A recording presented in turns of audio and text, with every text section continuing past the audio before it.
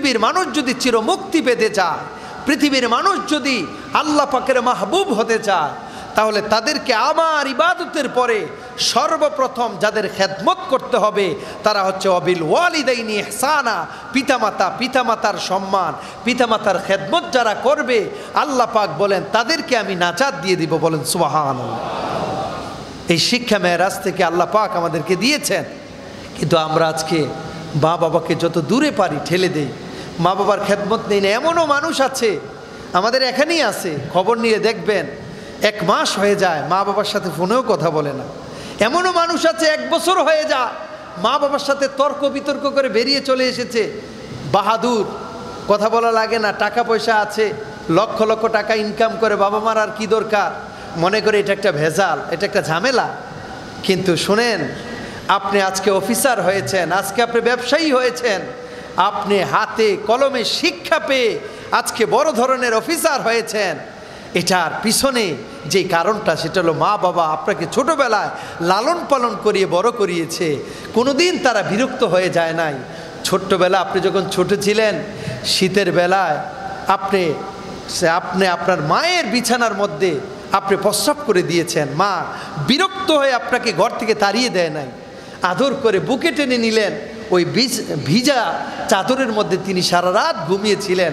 সকালবেলা তার জ্বর এসেছে, আপনার ব্যাপারে কোনো বিরুদ্ধে অভিযোগ দায়ের করে নাই। আপনার বাবা সারাটা দিন পরিশ্রম করেছে, ঘরে গিয়েছে, আপনি সারাটা রাত কান্নাকাটি করেছেন, তাকে ঘুমাইতে দেন নাই। পরের দিন সকালে আবার অফিসে এসেছে, কষ্ট করে করে কত যন্ত্রণা সহ্য করে আপনার বয়স এখন 30 বছর হয়েছে, বড় অফিসার হয়েছেন, বড় ব্যবসায়ী হয়েছেন। এখন মা বাবাকে আর কি প্রয়োজন, ডিলিট করে দেন। খোদার কসম করে বলি, আপনি বড় ব্যবসায়ী হতে পারেন, বড় ধরনের চাকরিজীবী হতে পারেন, অফিসার হতে পারেন, কিন্তু মা বাবা যদি এক চুল পরিমাণ কষ্ট পেয়ে থাকে, খোদার কসম দুনিয়াতেও আপনি শেষ, আখিরাতেও জান্নাত পাবেন না। ঘোষণাটা দিলেন কে? আল্লাহ পাক বলেন অবিল ওয়ালিদাইনি ইহসানা। হাবিব, আপনাকে আমি আমার ল্যাবরেটরিতে নিয়ে এসেছি, 27 বছর আপনাকে এখানে রাখলাম। কেন জানেন? কারণ মানুষেরা বড় নিমক হারাম। এই মানুষগুলোকে আপনি শিক্ষা দিবেন, তারা যেন তাদের মায়ের পদচুম্বন করে, তারা যেন তাদের মায়ের সেবা যত্ন করে, খেদমত করে মরণ অবধি, যদিও তারা তোমাকে কষ্ট দেয়। ছোট্টবেলায় আপনি যে কষ্ট মাকে দিয়েছেন, আমি যে কষ্ট দিয়েছি, এই কষ্ট তো মা আমাদেরকে দেয় না। হয়তো সামান্য একটু খাবার নিয়ে, হয়তো একটু কাপড় চোপড় নিয়ে আপনার স্ত্রীর সাথে মনোমালিন্য হতে পারে, কিন্তু মনে রাখবেন, স্ত্রী আপনার মাকে সহ্য করতে না পারলেও আপনি দুইজনকে ম্যানেজ করে একসাথে রাখার যদি ব্যবস্থা করতে পারেন, দুনিয়া আখিরাত আপনার জন্য আল্লাহ পাক কল্যাণ রেখে দিয়েছেন। বলেন আমিন। এই কথাই আল্লাহ পাক শিক্ষা দিলেন 2 নম্বর মেরাজের বর্ণনায়। মা বাবাকে দূরে ঠেলে দিবে না, মা বাবাকে কাছে রাখবে। সংসারে যদি 3 জন ছেলে থাকে, মা বাবা 2 জন মুরব্বী মানুষ, তাদেরকে নিয়ে কি যে দ্বন্দ্ব হয়, কে নিবে? নিতে চায় নাকি? বড় ছেলে বলে আমার সংসার বড় হয়ে গেছে, আমার ছেলে 3-4 জন, আমি পারছি না মা। দ্বিতীয় ছেলে বলে আমি মা দূরে থাকি, রাঙ্গামাটি আমার অফিস, কিভাবে আপনাকে নিব? ছোট ছেলে বলে আমি তো ছোট, ইনকাম নাই, আপনাদেরকে কেমনে রাখবো? কষ্টে ক্লেশে ওই বাবাটা আবার চাকরিতে জয়েন করে অথবা অফিসে যায়। এমনও কিছু মানুষ আছে, আমি নিজে দেখেছি, আপনাদের দোয়ায় দেশের বিভিন্ন জায়গায় মাহফিলে যাই, রাতের বেলা বিভিন্ন গাড়িতে চলি, মাফলার পেঁচিয়ে মুরব্বী মানুষ রিক্সা চালায়। জিজ্ঞেস করি, বাবা আপনার কি ছেলে নাই? চোখের পানি ছেড়ে দিয়ে বলে, হুজুর আমার ছেলে আছে অফিসে BCS ক্যাডার, আমার ছেলে আছে অমুক অফিসে বড় অফিসার, আমার খবর নেন আজকে 5 বছর কষ্ট করে আজকে রিক্সা চালিয়ে ভাত খাই, আমি মাফলার পেঁচিয়ে রাতের বেলা রিক্সা চালাই, মানুষ যদি চিনে ফেলে আমার ছেলেরে থুতু দিবে, ছেলের অপমান হবে, এজন্য আমি মাফলার পেঁচিয়ে রিক্সাটা চালাই। এরকম বাবা সমাজে আছে। মা বাবাকে যদি কষ্ট দেন, খোদার কসম করে বলি, লিখে রাখেন, দুনিয়াতে আপনি কোটিপতি হতে পারেন, মরণের আগে আপনি শান্তি পাবেন না, আপনি অবশ্যই অপমানিত হবেন, মরণের পরে আপনার জান্নাত কপালে জুটবে না। এজন্য ভাইয়েরা, নবীকে 27 বছর আল্লাহ ল্যাবরেটরিতে রেখে এই শিক্ষা দিলেন, মা বাবা যদিও তোমাকে কষ্ট দেয়, তাদেরকে ছেড়ে দিবা না, তাদেরকে আঁকড়ে ধরে রাখবা। যাদের বাবা নাই, যাদের মা নাই, আজকে তারা বুঝতে পারে যে কি যন্ত্রণায় তারা আজ কষ্ট পেলে বাবার সাথে শেয়ার করা যেত, মায়ের সাথে বলা যেত, তাদের মতো আপন পৃথিবীতে আর কেউ নাই। আপনি কেউ না, এটা আল্লাহ পাক তার হাবিবকে বুঝিয়ে দিলেন মেরাজের রজনীতে। সেখান থেকে এসে নবীজি হাজার হাজার হাদিস বর্ণনা করে আমাদেরকে শিক্ষা দিলেন মা বাবাকে ছেড়ে দেওয়া যাবে না। আল্লাহ পাক আমাদের সকলের মা বাবাকে বুকে আগলে রেখে সারা জীবন তাদের খেদমত করার তৌফিক দেখ। জোরে পড়ে না আমিন, আরো জোরে পড়ে না আমিন। ভাইরা আমার, মা বাবা হচ্ছে পৃথিবীর সর্বশ্রেষ্ঠ নেয়ামত। এটা আমরা অনেকেই বুঝি না, অনেকেই অনুধাবন করি না। আপনাদেরকে অনুরোধ করি, আমি ছোট্ট মানুষ, কোরআন সুন্নাত যতটুকু পড়েছি, আল্লাহর হাবিব যখনই কোনো আদেশ দিতেন সর্বপ্রথম আদেশটা দিতেন তোমার মা বাবার খেদমত করো। ভাইরা আমার, আজকে দেখা যায় একজন অফিসারকে খুশি করতে লক্ষ লক্ষ টাকার গিফট অনেক কর্মচারী কর্মকর্তা নিয়ে যায়, কিন্তু খুঁজে দেখা গেল মা বাবা চারটা ডাল ভাত খাওয়ার মতো ব্যবস্থা তার ঘরে নাই। কিন্তু সে প্রমোশন পাওয়ার জন্য, বড় র্যাঙ্কে ওঠার জন্য অন্যকে লক্ষ লক্ষ টাকা তার পিছনে ব্যয় করে, তার খেদমত করে, তার খোঁজ খবর নেয়। কিন্তু এই খেদমত, এই খোঁজ খবর আপনাকে উপরে উঠাতে পারবে না।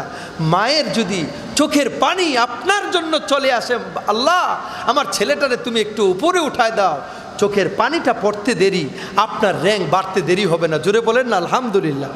এজন্য মা বাবার খেদমত করবেন, যখনই সুযোগ পাবেন মা বাবাকে খোঁজখবর নেবেন। হয়তোবা 3 ভাই 1 ভাইয়ের কাছে মা থাকে, কিন্তু প্রতি মাসে তার জন্য একটা গিফট নিয়ে যাবেন, একটু গিয়ে সেবা করবেন, পাগুলো একটু টিপে দিবেন, একটু মায়ের মাথাটা মেসেজ করে দিবেন, মাকে একটু চুমু খাবেন, বাবাকে চুমু খাবেন, তার জন্য একটু কিছু গিফট নিয়ে যাবেন, যেটা পছন্দ করে সেটা নেবেন। মা বাবাকে নিয়ে একটু ঘুরতে যাবেন। আজকে মা বাবাকে রেখে স্বামী স্ত্রী ঘুরতে চলে যায়, তাদের মন নেই, আপনি যান, তাদেরকে নিয়েও যান। ভাইরা আমার, এভাবে যদি তাদের খেদমত করতে পারেন, আপনি লিখে রাখেন, আপনি গরিব হতে পারেন, আপনি অসহায় হতে পারেন, চাকরি না থাকতে পারে, তাদের দোয়া আপনাকে বড় করে দিবে এবং হাসরের ময়দানে আপনি আল্লাহ পাকের জান্নাত পেয়ে যাবেন। বলেন আমিন, আর জোরে পড়েন আমিন। 2 নম্বর শিক্ষা আল্লাহ পাক দিলেন যে ওয়াবিল ওয়ালিদাইনি ইহসানা। হাবিব গোটা দুনিয়ার মানুষকেই মেসেজ দিবেন, আপনাকে আমি হাতে কলমে শিক্ষা দিচ্ছি, তারা যেন তাদের মা বাবার সাথে সঠিক ব্যবহার করে, খেদমত করে। আল্লাহ পাক সেই তৌফিক আমাদেরকে দান করুক। জোরে পড়ে না আমিন। তাহলে 2টা শিক্ষা আমরা শিখলাম। 1 নম্বরে ইবাদত আমরা করব, কিন্তু করব একজনের জন্য। জোরে বলেন তিনি কে? কাউকে দেখানোর জন্য কোনো ইবাদত করবেন না। যদি মনের মধ্যে এটা আসে আজকে আমি মসজিদের সামনের কাতারে দাঁড়ালে চেয়ারম্যানের নজর পড়বে, চেয়ারম্যান আমাকে ভালো বলবে, আমার র্যাঙ্ক বাড়াই দিবে, আপনি নামাজ পড়বেন না, আপনি চলে যাবেন। কারণ আপনার এই নামাজ আপনাকে জাহান্নামে নিয়ে যাবে। এটা শিরক, এটা রিয়া। আর আপনি যখন নামাজে আসবেন নিয়ত করবেন পৃথিবীর কে দেখলো আর দেখলো আমার দরকার নাই, আমি একজনকে দেখাতে এসেছি। জোরে বলেন তিনি কে? ইবাদত করবেন এভাবে। কাউকে দান করবেন, বাম হাত দিয়ে দান করবেন, ডান হাত জানবেও না। ডান হাত দিয়ে করবেন, বাম হাতও জানবে না, এমন গোপনে দান করবেন। আবার ভরা মজলিসে যখন মানুষকে উৎসাহিত করার জন্য কোনো দানের ব্যবস্থা করা হয় তখন দান করবেন, যেন আপনার দানের কারণে আরও অনেকে দান করে। কিন্তু যখন ব্যক্তিগত দান করবেন, ফেসবুক ইউটিউবিং করে এইটা ওইটা এরকম নয়, গোপনে দান করবেন। কারণ এই দান করা একটা ইবাদত। এই ইবাদত যখন আল্লাহ কবুল করে নিবে, একটা ছোট্ট আমলের কারণে আপনার নাজাতের উসিলা হয়ে যাবে। বলেন আমিন। এজন্য ইবাদত করব আমরা সবাই একজনকে খুশি করতে। জোরে বলেন তিনি কে? 2 নম্বর নবীকে শিক্ষা দিলেন মেরাজের রজনীতে ওয়াবিল ওয়ালিদাইনি ইহসানা। আজকে আপনাদের কাছে আমি একটা ছোট্ট অনুরোধ করব, এই মসজিদ থেকে বের হয়ে খোদার কসম যাদের মা আর বাবা আছে তাদেরকে একটা ফোন দিয়ে খবর নেবেন, মা আপনি কেমন আছেন, বাবা আপনি কেমন আছেন, আপনাদের কি প্রয়োজন, আজকে একটু খোঁজ খবর নেবেন। তাহলে আজকের আলোচনা সার্থক হয়ে যাবে। আপনার বাবা মার সাথে যদি কোনো ধরনের দ্বন্দ্ব থাকে আজকে এটা মিট করে নেবেন। কারণ মা বাবার কাছে ক্ষমা চাইলে ছোট হয় না, বড় করে দেয় কে? জোরে বলেন না কে?